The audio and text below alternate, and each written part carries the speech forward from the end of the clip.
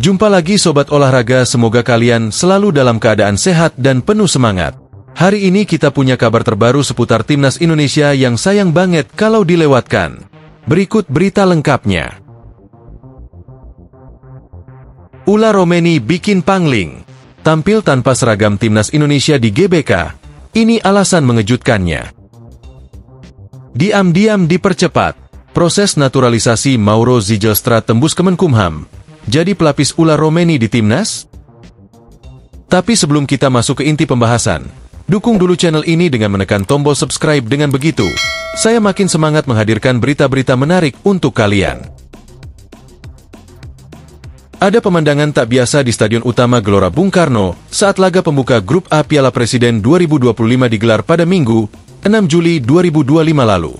Di tengah gemuruh ribuan supporter yang memadati stadion, seorang pemain yang biasanya dielu-elukan sebagai pahlawan Garuda, tampil dengan kostum yang tak biasa. Ya, Ula Romeni, striker naturalisasi andalan Timnas Indonesia, tiba-tiba turun ke lapangan tanpa jersey merah putih kebanggaan. Bukan untuk membela skuad Garuda, tapi tampil membela klub Inggris, Oxford United. Hal ini tentu membuat banyak penonton bertanya-tanya.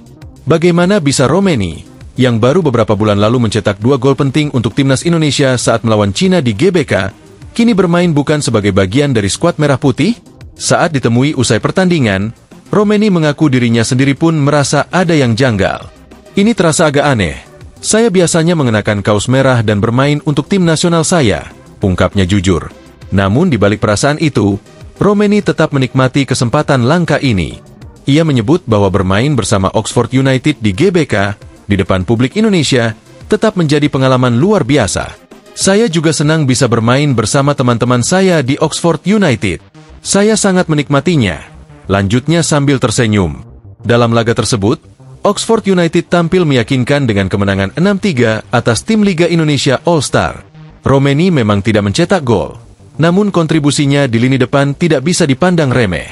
Selama 57 menit bermain, ia mencatatkan 4 tembakan, 2 diantaranya tepat sasaran, serta membuat 1 umpan kunci dan 11 operan sukses. Statistik yang cukup menunjukkan bahwa sang striker tetap tampil tajam, meski bukan dalam balutan kostum Garuda. Pelatih Oxford pun tampak puas dengan performa pemain berdarah Belanda Indonesia tersebut. Romeni menunjukkan pergerakan aktif, visi bermain yang tajam, serta kemampuan beradaptasi dengan rekan satu timnya. Lebih dari sekadar performa teknis, kehadiran Romeni juga membawa nuansa emosional tersendiri di laga ini.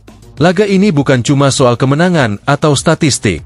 Ini juga jadi ajang reuni antara Romeni dan para penggemar tanah air. Ia terlihat membaur dengan para fans usai laga, membagikan souvenir, melayani ajakan berfoto, hingga memberikan tanda tangan dengan ramah. Senang sekali bisa bertemu lagi dengan semua orang di sini, ucapnya, mengenang masa-masa emosional saat pertama kali tampil di GBK sebagai pemain timnas. Selain Ula, Marcelino Ferdinand juga turut ambil bagian di laga tersebut. Ia masuk di babak kedua dan memperlihatkan permainan yang cukup menjanjikan. Keduanya menjadi bagian penting dari skuad Oxford dalam tur pramusim ke Asia, termasuk lawatan ke Jakarta, sebagai bagian dari persiapan menuju musim 2025-2026 di English Championship. Pelatih Oxford tak segan memberikan komentar terkait pemain-pemain Indonesia di timnya. Mereka punya potensi, ucapnya singkat, tapi memang butuh jam terbang dan konsistensi. Sebuah evaluasi jujur yang mengingatkan bahwa karir di Eropa menuntut lebih dari sekadar talenta. Namun bagi publik Indonesia, kehadiran Ula Romeni tetap membawa rasa bangga. Meskipun tidak mengenakan jersey timnas, ia masih menjadi representasi dari anak bangsa yang berjuang di luar negeri. Apalagi, hanya beberapa bulan lalu, Romeni tampil memukau saat mencetak 2 gol penting dalam laga krusial kualifikasi Piala Dunia 2026. Ia membantu Indonesia meraih hasil gemilang melawan Cina, dan momen itu terjadi di stadion yang sama, GBK. Kini, meskipun tampil dengan warna jersey yang berbeda, nama Romeni tetap menggema di antara para supporter. Ia berhasil mencuri perhatian, bukan karena selebrasi berlebihan atau gol spektakuler, tapi karena kerendahan hati dan hubungan emosional yang terjalin kuat dengan publik Indonesia. Bagi banyak fans, itu lebih berharga dari sekadar gol. Piala Presiden 2025 ini memang menjadi ajang menarik bagi para pemain diaspora maupun lokal yang berkarir di luar negeri. Bukan hanya ajang pemanasan, tapi juga pembuktian siapa yang layak menjadi bagian penting dari skuad Garuda di masa depan.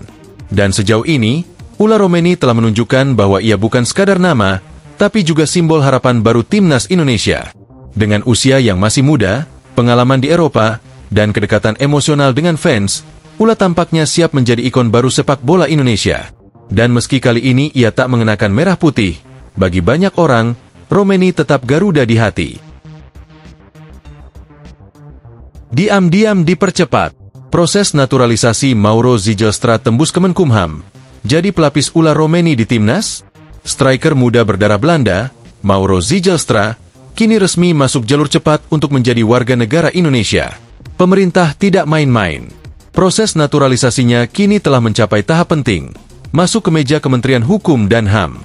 Ini menjadi sinyal kuat bahwa Mauro akan segera bergabung dengan skuad Garuda, menyusul nama-nama besar seperti Jordi Amat, Sandy Walsh, hingga Ula Romeni. Kabar ini dikonfirmasi langsung oleh Menteri Pemuda dan Olahraga, Dito Aryo Tejo, yang menyatakan bahwa dokumen Mauro sudah selesai di Kemenpora dan kini sedang diproses di Kemenkumham. Mauro sudah diproses di Kemenpora dan sekarang berkasnya sudah dilanjutkan ke Kementerian Hukum, ujar Dito, Rabu 9 Juli 2025. Tak hanya Mauro, ada pula 3 pemain putri yang ikut dalam gelombang naturalisasi kali ini, Isabel Kopp, Isabelle Notet, dan Pauline van de Poel. Ketiganya diproyeksikan menjadi tulang punggung timnas putri Indonesia dalam agenda internasional mendatang. Namun, perhatian publik jelas tertuju kepada Mauro Zijlstra, pemain muda yang kabarnya memiliki naluri gol tajam dan kecepatan eksplosif. Langkah cepat ini tak lepas dari rencana jangka pendek timnas Indonesia U23. Ketua Umum PSSI, Erick Thohir, telah memberi sinyal bahwa Mauro disiapkan untuk tampil dalam ajang kualifikasi Piala Asia U23 2025 yang akan digelar pada September mendatang. Ini bukan sekadar panggilan biasa. Mauro diproyeksikan sebagai striker utama untuk event penting tersebut. Dia memang kami siapkan untuk turnamen U23 nanti, ujar Erick. Tapi dia juga bisa menjadi alternatif di posisi striker senior. Lanjutnya, ya, Mauro bukan hanya disiapkan untuk kelompok umur. Jika performanya meyakinkan, dia akan langsung didorong naik level ke timnas senior, menjadi pelapis atau bahkan pesaing langsung dari Ula Romeni, striker naturalisasi yang saat ini menjadi andalan lini depan Indonesia. Mauro Zijlstra memang disebut-sebut sebagai striker yang memiliki insting gol alami dan visi bermain yang matang untuk usianya. Meskipun belum terlalu dikenal publik luas, rekam jejaknya di Belanda menunjukkan potensi besar.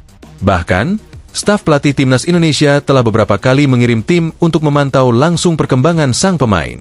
Langkah cepat PSSI dalam proses naturalisasi ini tentu bukan tanpa alasan. Erick Thohir secara terang-terangan menyebut bahwa lini depan Indonesia masih menjadi titik lemah. Kita tahu pencetak gol adalah kekurangan utama timnas sejak lama, katanya. Makanya dulu kami berjuang keras mendatangkan Ula, dan sekarang kami juga harapkan Mauro bisa jadi solusi, imbuhnya. Pernyataan ini sekaligus menunjukkan bahwa timnas Indonesia masih terus mencari tipikal striker yang benar-benar bisa diandalkan di level tertinggi. PSSI tampaknya tak mau mengulang kekosongan di posisi penyerang seperti yang sering terjadi dalam beberapa tahun terakhir. Meskipun punya pemain-pemain cepat dan kreatif di sektor sayap dan gelandang, tak adanya striker murni yang produktif selalu menjadi masalah klasik yang sulit dipecahkan. Kini, harapan baru itu hadir lewat Mauro. Jika proses naturalisasi berjalan mulus, Mauro bisa langsung dimasukkan ke pemusatan latihan U23 untuk ajang kualifikasi Piala Asia. Di situ, ia akan mendapat kesempatan menunjukkan kemampuannya dan beradaptasi dengan gaya main ala Patrick Kluivert maupun tim pelatih timnas muda. Namun, tantangan Mauro tentu tak ringan. Selain harus membuktikan kualitasnya di tengah persaingan ketat, dia juga perlu memenangkan hati publik Indonesia yang semakin kritis terhadap pemain naturalisasi. Performa akan menjadi penentu. Jika Mauro bisa mencetak gol dan menunjukkan karakter bermain yang kuat, jalan menuju timnas senior bisa terbuka lebar. Skenario idealnya, Mauro tampil moncer di U23, lalu langsung dipromosikan ke timnas senior untuk laga-laga penting, termasuk kualifikasi Piala Dunia 2026 zona Asia.